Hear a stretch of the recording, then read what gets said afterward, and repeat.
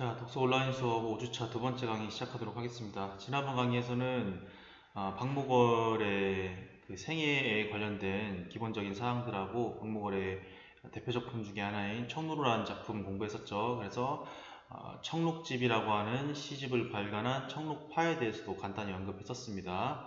자, 지난번 강의 내용 잘 기억하고 그 상태에서 이번 시간에는 본문 윤사월 작품 공부해 보도록 하겠습니다. 자, 페이지는 지난번하고 똑같이 76, 77페이지 보면 되고 76페이지에서 가 지문 이번 시간에 해석해 보겠습니다. 자, 우선은 시의 제목이 윤사월이죠. 윤사월. 윤사월 무슨 뜻인지 알기가 힘들 거예요. 윤달이 끼어있는 4월이다 이런 뜻인데 공교롭게도 지금하고 딱 맞는 시기입니다. 달력을 보게 되면은 이 윤달이라는 것이 몇 년마다 한 번씩 찾아오게 되는데 올해가 특히 좀 특이한 해죠. 올해는 2월달도 29일까지 있었어요. 그렇게 2월이 29일까지 길어진 윤달, 윤년이 있고 그 다음에 이렇게 보는 것과 같이 그 12월 중에서 특정 계월이 그 한 번이 더 있는 그런 달이 있는데 그런 달을 윤달이라고 이야기를 합니다. 이건 음력에서 얘기해요. 그러니까 2월달에 29일까지 있는 달은 양력에서고 음력에 윤달이 끼는 경우는 음력 4월이 두 번 있는 겁니다. 그래서 보면은 지금 보는 것과 같이 4월 23일이 음력으로는 4월 1일이었죠. 그러면은 이제 쭉 지나가게 되면은 5월 23일은 음력 5월 1일 돼야 맞는데 5월 23일 다시 4월 1일로 돌아오는 걸 볼 수가 있어요. 이런 달을 윤달이라고 하는데 올해가 마침 윤사월이에요. 지금 선생님이 지금 6일날 이 영상을 촬영하고 있는데 지금이 이제 첫 번째 음력 4월이고 이제 요번 달 말쯤이 되면은 이제 두 번째 음력 4월이 오게 되죠. 이 두 번째 음력 4월을 윤사월이라고 이야기를 합니다. 그러면 시기상으로 봤을 때 원래 음력 4월이라면은 4월 말쯤에서 5월 뭐 중엽 이 정도인데 윤사월 같은 경우에는 그보다 한 달이 더 미뤄져 가지고 양력으로 봤을 때는 한 5월에서 6월 정도로 볼 수 있겠죠. 지금 밖에 나가보면 알겠지만 꽤 날씨가 따뜻해지고 있죠. 그래서 늦봄에서 초여름 사이 이 정도 사이를 윤사월이라고 볼 수가 있습니다. 자, 시의 제목이 윤사월이니까 이게 어떤 의미를 주는지에 대해서 생각을 잘 해봐야 돼요. 시에서 항상 시간이나 시기, 뭐 계절 이런 것들은 시의 분위기 형성에 영향을 미치기 때문에 그냥 4월이 아니라 윤사월, 음력 두 번째 4월인 이 시기가 어떠한 느낌을 주는지 시를 읽으면서 잘 생각을 해봐야 됩니다. 자, 시의 내용을 한번 보도록 합시다. 송악가루 날리는 외딴 봉우리, 윤사월 해길다 꾀꼬리 울면 산지기 외딴집 눈먼 처녀사 문설주에 귀대이고 엿듣고 있다. 자, 일단은 송화가루가 날리는 외딴 봉우리. 송화가루, 송화의 가루죠. 송화라는 거는 소나무의 꽃이에요. 소나무의 꽃가루를 송화가루라고 하는데 지금 한참 날리죠. 여기 지금 보이는 이런 것들이에요. 뭐 실제로 송화가루는 굉장히 짜증나는 대상이거든요. 뭐 저한테는 개인적으로 차도 더러워지고 또 바깥에 산책을 하기 위해 돌아다닐 경우에는 눈이나 코로 이 가루가 들어가가지고 굉장히 불쾌해지는 경우가 많았는데 이렇게 곱게 가루를 쳐가지고 식재료로 쓰기도 한답니다. 자, 송화가루가 날리고 있는 외딴 봉우리. 자, 일단은 송화가루가 날린다. 방금 사진에서 본 것과 같이 이 송화가루 자체가 특정한 색상을 가지고 있기 때문에 노란색이라고 하는 색을 가지고 있기 때문에 이거는 시각적 심상을 활용한 걸로 볼 수 있겠죠. 자, 시각적 심상을 활용을 했고 내용으로 봤을 때는 송화가루가 날리고 있는 외딴 봉우리에 대해 이야기를 하고 있습니다. 봉우리는 말 그대로 산 봉우리인데 이 앞에 붙어있는 외딴이라는 말을 통해서 뭔가 고독하고 좀 외로운 그런 느낌들을 자아내주고 있죠. 지금 공간적 배경에 대해 얘기를 했는데 이 공간적 배경은 일단 외로운 느낌을 주는 그런 공간인 것 같아요. 자, 송화가루가 날리는 외딴 봉우리에 윤사월 해 길다 꾀꼬리 울면. 자, 윤사월이 되니까 해가 길어졌죠. 윤사월 해 길다 꾀꼬리 울면 이렇게 말이 진술이 되어 있을 때 정확히 이해되는 느낌이 안 될 거예요. 이렇게 바꿔서 보면 이해가 되는데 해 긴 윤사월에 꾀꼬리가 울면 이렇게 되면 훨씬 더 해석이 편하죠. 윤사월 해길다 이런 식의 말투를 저는 왜 쓰는 건지 안 그래도 의아해하고 있었는데 요 시를 박목월 시인이 실제로 자기 스스로 평가를 했는데 이 부분에 대해서 스스로도 고민을 했다고 해요. 이 부분을 뭐 해긴 윤사월 이런 식으로 깔끔하게 표현을 할까 하다가 뭐라고 얘기했냐면은 일부러 둔중한 맛을 살렸다 이렇게 얘기를 하더라고요. 일부러 둔중하게 표현하기 위해. 그러니까 너무 깔끔하게 표현할 경우에는 시가 너무 지나치게 세련된 느낌을 주기 때문에 이 시에서 표현하고자 하는 감각하고는 좀 멀어질 수가 있다. 그래서 일부러 조금 겉으로 봤을 때 정제되지 않은 것 같은 둔탁한 어투를 사용을 했다 이렇게 얘기를 하더라고요. 자, 이런 식으로 진술이 되어 있을 때는 그냥 편하게 생각하면 돼요.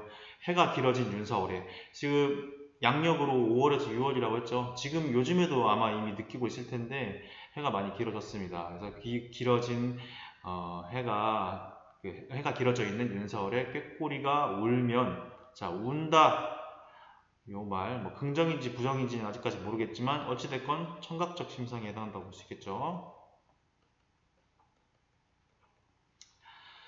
자, 외딴 봉우리. 지금 시기는 송화가루가 달리는 그 윤사월이에요. 늦은 봄의 시기라고 볼 수 있죠. 그 시기에 외딴 봉우리가 있고 그 봉우리 근처에서 꾀꼬리가 울고 있어요. 그런 상황에서 산지기 외딴집 눈먼 처녀사. 산지기 외딴집. 산지기는 뭐 이미 느낌이 올 거예요. 뭐뭐지기라는 것 자체가 뭐뭐를 지키는 사람이란 뜻이죠. 그러면 산지기는 뭐겠어요? 산을 지키는 사람이겠죠. 산을 지키는 사람이 살고 있는 외딴 집에, 자, 여기서도 마찬가지예요. 외딴 집이라고 해가지고 앞에 얘기했던 고독과 외로움의 정서를 마찬가지로 드러내주고 있죠. 자, 그 외딴 집에 살고 있는 눈먼 처녀사, 문설주에 귀대이고 엿듣고 있다. 자, 외딴 봉우리에 꾀꼬리가 울면 그 봉우리 속에 있는 산을 지키는 사람이 살고 있는 외딴 집에 거기에 살고 있는 눈먼 처녀가 문설주에 귀를 대고 엿듣고 있다.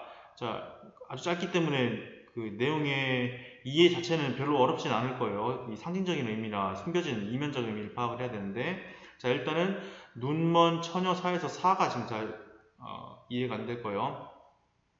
요거는 그 야라고 생각하면 돼요. 야, 눈먼 처녀야. 뭐 이 누군가를 부를 때 사용하는 뭐 동요가 이렇게 했을 때 그 야가 아니고 뭐 너야 괜찮지 뭐 이런 식으로 얘기했을 때 이게 뭐냐면은 지금 사투리도 남아 있는데 지금 경상도 방언에 보면은 뭐 이런 말을 써요. 내 사마 뭐 이런 식으로 얘기하는 게 있어요. 내 사마. 이게 뭐냐면은 지금 우리말로 봤을 때는 내가 뭐 이런 식의 뜻이거든요. 이 사가 그러니까 나야 뭐 내가 뭐 이런 식으로 그냥 주격조사로 해석하면 되는 그런 말이에요. 이거는 이제 보조사 야의 이 방언 형태인데 그냥 가라고 해석하면 돼요. 산지기 외딴 집에 살고 있는 눈먼 처녀가 일단 눈이 먼 처녀이기 때문에 삶의 불편함을 느끼고 있는 사람일 거예요. 아마 많은 것을 스스로 할 수 없는 상황에 있는 사람이겠죠. 이 눈먼 처녀가 꾀꼬리가 울면 문설주에 귀를 대고 엿듣고 있다 이렇게 얘기했어요. 일단 문설주라는 거는 사진에서 보듯이 요 문을 끼워서 이렇게 열고 닫고 하기 위해서 그 문을 지탱하게 되어 있는 양쪽 옆부분 그걸 문설주라고 이야기를 하죠. 문설주에 귀를 대고 엿듣고 있다. 이 엿듣는다는 것은 행위의 의미를 잘 생각을 해줘야 돼요. 왜 이 처녀가 문설주에 귀를 대고 뭔가를 엿듣고 있을까? 이 엿듣는 행위가 무슨 의미를 가지는가? 이게 이 시 2의 핵심이라고 볼 수가 있는데 앞에 있는 내용이 별로 많지가 않아요. 글자 수가 적기 때문에. 외딴 봉우리가 있고 지금 시기는 늦봄이야.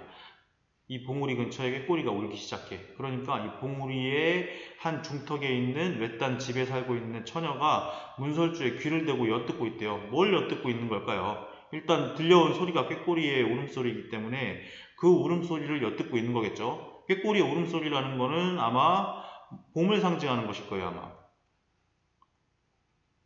눈먼 처녀는 눈으로 봄을 느낄 수 없기 때문에 꾀꼬리의 울음소리를 통해서 아 지금 벌써 봄이 왔는가? 라는 생각을 하면서 문설주에 귀를 대고 무언가를 엿듣고 있는 거죠. 이 의미는 뭔가 어떤 그 선생님들 찾아본 해설서라든지 또는 뭐 인터넷에 있는 해석 자료 같은 것들을 보면은 뭐 호기심이라든지 뭐, 뭐 희망이라고 쓰는 데도 있고 뭐 이런 식으로 얘기하는 곳이 있더라고요. 이렇게 볼 수도 있고 또는 반대로 생각했을 때 내가 눈으로 봄을 느끼지 못함으로 인해서 느껴지는 어떤 절망감이라든지 비극적인 감정, 뭐 애환 이런 곳의 표현일 수도 있어요. 사실은 둘이 크게 다르지 않는 건데 결론적으로 생각하면은 자, 둘 중에 어떤 의미로 이 문설주의 귀를 대는 행동이 쓰인 것인지는 사실 스스로 생각해 보는 것보다 이미 시인이 얘기를 해놨기 때문에 그걸 통해서 보는 게 좋을 것 같아요. 자, 이렇게 나와 있는데 자, 앞에 나온 말 좀 지울게요.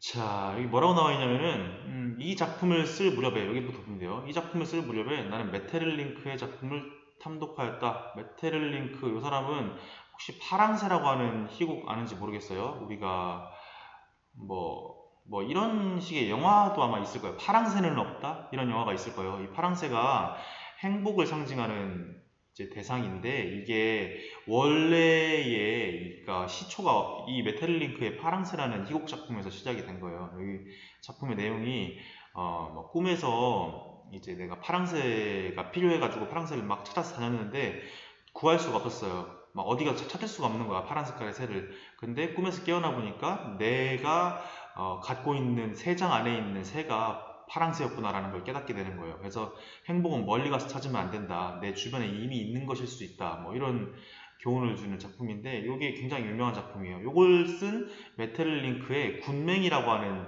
또 다른 희곡에 이제 빠져 있었는데 이 군맹이라는 작품에서 보면은 일단 군맹이라는 것 자체가 눈먼 군중이다 뭐 이런 뜻이에요. 그래서 이 작품에 보면은 뭐 저도 읽어본 건 아니지만 여기 스스로 평가하기를 죽음을 예감하고 죽음의 발자국 소리를 듣는 장님 떼서리의 군명에서 받은 이미지일 수도 있다. 그러니까 장님 떼서리라는 사람이 이미 죽음을 예감한 상태에서 누군가의 발자국 소리를 듣고 있는 그런 장면이 있었는데 그 장면에 영향을 받았다는 얘기예요. 그래서 문설주에 귀를 대고 엿듣고 있는 눈먼 처녀는 뭐 다른 사람의 해설처럼 이게 그러니까 본인 스스로가 쓴 거예요. 근데 이 장만영 씨는 박무걸 씨의 시를 해석을 했던 거죠. 근데 이 해석을 지금 부인하고 있는 거예요.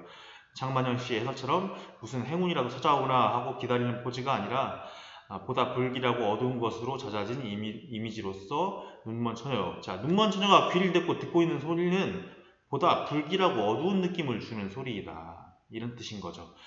그와 같은 영상을 송화가루 날리는 산봉우리의 자연 풍경에 오버랩 시킨 것이다. 그러니까 송화가루가 날리는 산봉우리는 지금 봄이 되어서 뭔가 긍정적인 느낌을 주는 자연의 모습이라고 볼 수 있죠. 이 자연 풍경에다가 이 눈먼 처녀의 그 무언가를 엿듣고 있는 그 모습을 오버랩 시킨 이유는 뭐냐면 한마디로 요약을 하면은 윤사월의 너그럽고 밝은 정서와 조화되지 않는 나 자신의 내면적 어두운 그늘을 노래한 것이라 할 수 있다. 그러니까 윤사월의 밝은 자연 풍경과 내 마음속에 있는 어두운 절망적인 심정을 서로 대조해가지고 그것을 강조하기 위해 그렇게 표현을 했다. 이렇게 스스로 이미 밝혀주고 있죠. 그러니까 다시 돌아가 봤을 때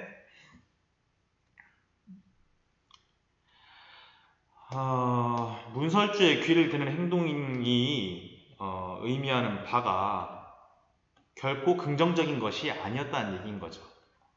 뭐 희망이나 호기심, 뭐 세상을 향한 동경 이런 것들을 드러낸 것이 아니고 반대로 그 동경이 실제로 이루어질 수 없는 눈먼 처녀의 비극적인 인생을 이야기하는 그런 부분이었던 겁니다. 자, 내용을 좀 정리해가지고 본다면 이렇게 정리해 볼 수 있을 것 같아요. 자, 우선 주제는 눈먼 처녀의 비극적인 삶입니다. 뭐 이제 다양한 책에 다양한 방식으로 나와 있을 거예요. 뭐 눈먼 처녀의 삶의 애환이다 이렇게 얘기하는 것도 있고, 아까 얘기했듯이 눈먼 처녀의 뭐 동경, 희망, 호기심 뭐 이런 식으로 표현한 것도 있는데 선생님이 봤을 때는 이 박목월 씨가 스스로 밝힌 설명을 고려해 봤을 때 눈먼 처녀가 뭔가 바깥 세계를 동경하는 모습을 표현하고자 하는 게 아니에요. 이 동경이 결국 이루어질 수 없는 비극적인 인생을 이야기하고자 하는 거죠. 그리고 이 비극적인 삶이라는 것은 이 시 안에서는 눈먼 처녀라고 하는 개인의 삶으로 그려져 있지만 조금 더 확장을 시켜봤을 때에는 그냥 인간의 근원적인 비극이라고 볼 수 있는 거죠.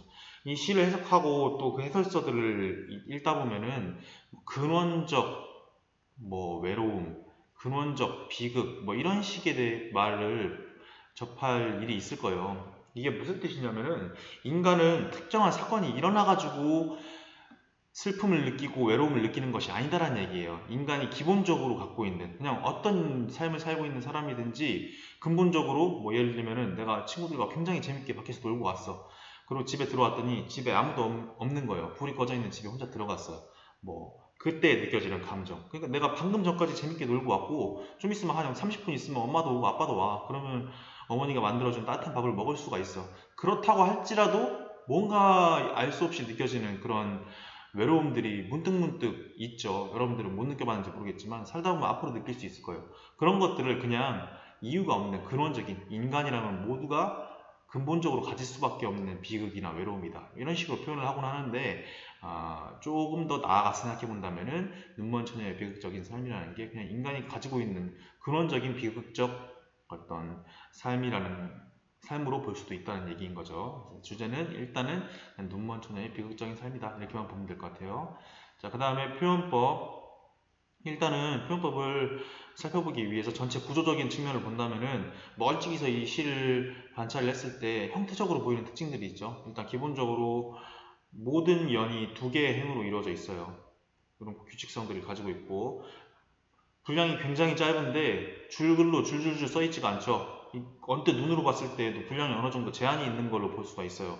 보면은 첫 줄은 7글자, 두 번째 줄은 5글자로 이루어져 있는 모습 볼 수가 있죠. 2연에 가면 좀 달라져요. 여기서는 첫 줄이 6글자, 두 번째 줄이 5글자 이렇게 되어 있고 3연도 마찬가지로 6, 5 이렇게 되어 있는데 4연으로 가면 다시 7, 5로 바뀌는 모습을 또 볼 수가 있어요. 자, 이렇게 봤을 때, 자, 이 시의 형태적인, 구조적인 특징은 일단은, 이거 말이 바뀌었네요. 이행이 사연이 있는 건데, 이행, 사연. 한 연이 이행으로 이루어져 있고, 그게 4번 반복된다, 이런 뜻이에요. 이행이 사연으로 되어 있는 구조. 그 다음에 음보율로 봤을 때는 7호조의 음보를 가지고 있다. 이것도 틀렸네. 음보가 아니고 음수율이죠, 음수율. 지금 어제 밤에 급하게 준비하다 보니까 틀린 부분이 좀 있네요. 자, 음보율은 몇 번에 걸쳐서 끊어있느냐 그거과 관련된 것이고 이렇게 글자 수와 관련된 것은 음수율이라고 이야기를 하죠. 7호조의 음수율을 가지고 있는 모습을 볼 수가 있어요. 물론 2연과 3연 같은 경우에는 7호가 아니고 6호죠. 근데 이 7호조라고 하는 게 무조건 딱 맞아야 되는 건 아니에요. 시 전체에서 비슷하게 유지되고 있다면 그냥 7호조의 음수율을 가지고 있다 이렇게 얘기할 수 있습니다. 7호조의 음수율은 전에 어디서 얘기한 적이 있었냐면은 김소월 시에서 얘기한 적이 있을 거예요. 7호조 3음보의 민요적 율격을 가지고 있다 이렇게 얘기를 하는데 7호조라는 것 자체가 약간 민요와 같은 그런 느낌을 준다고 볼 수가 있습니다. 뭐 실제로 이 박목월 씨는 이런 현대시로 등단했던 사람이 아니고 원래 사실 처음에는 그 동요 작가였어요. 그래서 동요를 먼저 지었던 그런 사람이기 때문에 또는 뭐 그런 동화나 동요와 같은 또 옛날 이야기 민요와 같은 그런 율격들을 많이 사용을 했습니다. 자, 그 다음에 사용된 수사 기법들을 본다면은 일단 제일 특징적인 건 요거라고 볼 수 있겠죠. 자연과 인간을 대비했다. 마지막에 잠깐 예시 들었던 그 박목월 시인의 이 시에 대한 자평에서 본다면은 윤사월의 자연의 모습, 이 봉우리의 모습과 그 안에 살고 있는 외롭고 눈먼 처녀의 모습을 서로 대비시키고자 했다. 대비라는 것은 다른 말로 대조라고 얘기할 수 있죠. 대조. 자, 그렇게 대조한 이유는 뭐냐? 결국에는 후에 있는 것, 뒤에 제시되어 있는 인간의 삶의 비극성을 더 강조하기 위한 거예요. 보통 우리가 뭐 영화 같은 데서도 뭐 쉽게 찾아볼 수 있고 뭐 드라마라든지 문학이라든지 인간의 삶을 다룬 모든 작품들에서 삶의 비극성을 강조하기 위해서 오히려 그것과 반대되는 자연의 모습을 얘기하는 경우가 꽤 있어요. 예를 들면은 여러분들 신세계 봤는지 모르겠네요. 신세계에서 보면은 그 박성웅 있잖아요. 박성웅이 그 뭐야 그 누구지?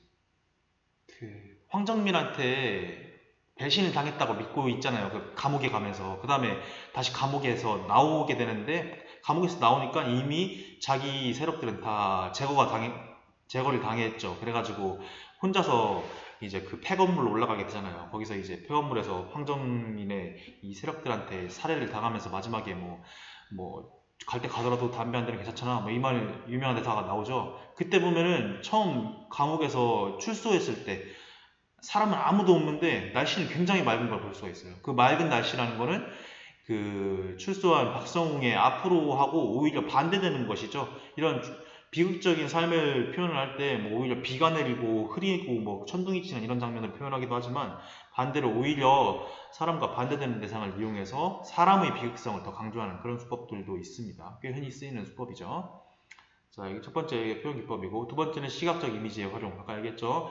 송화가루가 날린다라고 해서 노란색, 시각을 자극하는 그런 표현을 써주고 있습니다. 그 다음에 시각만 있는 것은 아니고 사실은 꾀꼬리의 울음소리, 그 다음에 문설주에 귀를 대고 엿듣고 있는 모습 이런 것들도 다 청각하고도 관련이 있죠. 그래서 시각 플러스 청각적 심상들도 사용이 되고 있습니다. 자, 그 다음에 사투리 사용. 아까 얘기했죠? 내 삼아 했을 때 그 현대어에서 표준어로는 야라고 표현이 되는 나야 뭐 했을 때 그 야 있잖아요. 뭔가 조금 강조해주는 의미만 가지고 있는 별 뜻은 없는 보조사인데 요 야를 사로 바꾼 사투리가 사용이 됐죠. 이렇게 사용된 이유는 본인이 그 경상도 지방의 사람이었기 때문이에요. 방목을 처음 얘기했을 때 경주 그 옛지명으로 월성군 사람이라고 했죠. 보니까는 거기 요 최근에 정정이 됐더라고요. 그 경주 월성에서 태어난 것이 아니고 그 좀 더 밑에 있는 경남 고성이라고 하는 곳에서 태어났다고 수정이 좀 됐다고 합니다. 근데 뭐 크게 중요하진 않아요. 어찌됐건 경상도 지방에서 태어나가지고 경상도 사투리를 꽤 많이 썼다. 이렇게 알고 있으면 됩니다. 자, 이렇게 수사 기법들 정리해 볼 수 있고, 자, 그 다음에 하나 빼먹었는데, 이 작품도 마찬가지로 시선의 이동이 느껴지는 작품이에요. 일단 처음에는 외딴 봉우리에 대해서 이야기를 했죠. 봉우리, 멀찍이 보이는 봉우리에 대해 얘기를 하고, 봉우리에서 울고 있는 꾀꼬리에게로 시선이 옮겨옵니다. 그 다음에 이 봉우리의 한 외딴 집으로 시선이 다시 옮겨오죠. 그 다음 다시 그 집에 살고 있는 처녀의 모습, 이 처녀의 행동, 문설주에 귀를 대고 엿듣고 있는 행동으로 점차 멀찍이서 본 큰 풍경에서부터 점점 그 안으로 작아지는 가까운 풍경들로 시선이 옮겨오고 있습니다. 이거 뭐라고 했냐면은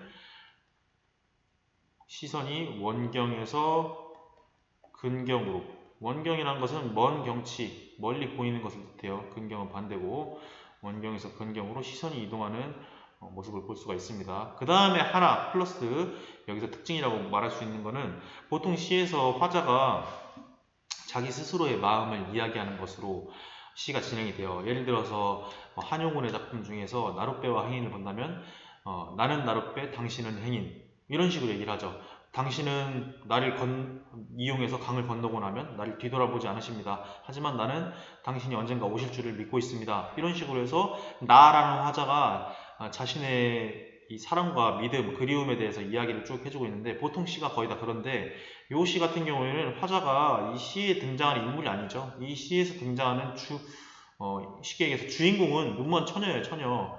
처녀가 주인공인데 화자는 처녀가 아니죠. 처녀를 관찰하고 있는 누군가인데 이 관찰자는 작품 안에 들어가 있지가 않습니다. 그러니까 멀찍이서 인간의 삶을 관찰하고 이야기하는 그런 듯한 말투를 사용하고 있죠. 그래서 화자가 관찰자라는 점이 이 시에서는 좀 특징적인 부분이라고 볼 수 있고 멀리 있는 관찰자가 이렇게 먼 경치에서부터 가까운 경치로 시선을 옮겨가면서 이야기를 쭉 해준다는 것은 결국에는 어떤 느낌으로 봤을 때 어떤 느낌이냐면은 이 비극적인 삶이라는 게 한 명의 인간에게 국한된 그런 삶이 아니다라는 것을 강조해 주는 거예요. 모든 인간이 갖고 있는 어떤 비극적인 삶을 강조하기 위해서 마치 절대자의 입장에서 멀찍이서 지켜보다가 그 중에서 한 사람을 이렇게 클로즈업 해가지고 지켜보는 그런 것처럼 이렇게 표현을 해주고 있는 거죠. 그래서 이런 화자가 관찰자이면서 동시에 시선 이동을 통해 인간의 비극적 삶을 노래한다는 것 자체가 비극성을 강조하기 위한 표현이라고 볼 수가 있습니다. 사실 이 강조라고 하는 효과는 굳이 얘기하지 않아도 뭐 당연한 얘기예요. 왜냐하면 시에서 쓰이는 모든 표현의 기법이라는 것은 다 이야기하고자 하는 핵심을 강조하기 위해 사용하는 것이기 때문이죠. 모든 표현 기법의 그 효과는 강조를 깔고 간다 이렇게 보면 될 것 같아요. 자, 어찌됐건 짧은 시지만 그 안에 볼 내용들은 나름대로 꽤 있었던 그런 작품이었죠. 작품 해석은 이걸로 마무리해 보도록 하겠습니다. 자, 이걸로 마무리하고 다음 시간에는 나 지문 해석을 연이어서 해보고 그 다음에 문제 풀어보는 시간으로 나가보도록 하겠습니다.